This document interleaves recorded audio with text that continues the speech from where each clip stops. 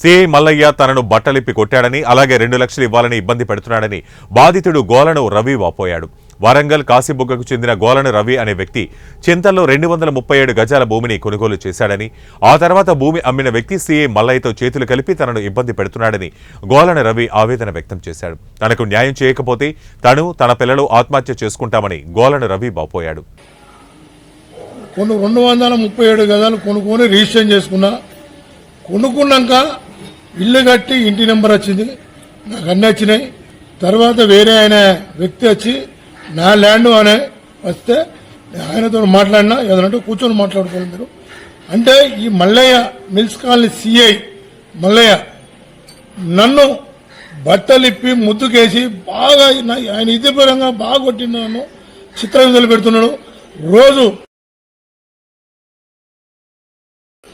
Police station పోయి sir ఏదో ఒకటి పరిష్కారం చేయాలి,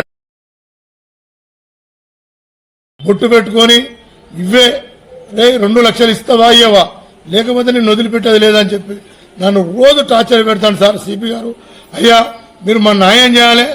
మీరు సార్ నాకు అమ్మిన వ్యక్తి ఉన్నాడు, రిజిస్టర్ చేసిన వ్యక్తి ఉన్నాడు, ఆ వ్యక్తిని పిలుచుకొని ఆయనతోటి సెటిల్మెంట్ చేసుకొని ఆయన దగ్గర డబ్బులు తీసుకొని నన్ను టార్చర్ పెడతాను. సార్ మీరే న్యాయం చేయాలి. మా పిల్లలు మేము సార్ 5 సిపి గారు, అయ్యా మేము పక్కా చచ్చిపోతాం 5-6 రోజుల చూడండి మా. ఎందుకంటే మా ఈయన వచ్చే నాకు మళ్ళీ 2 లక్షలు అంటే ఎక్కడ తెస్తాం సార్ పైసలు, మేము చేసుకుంటే కూలి చేసుకొని అయ్యా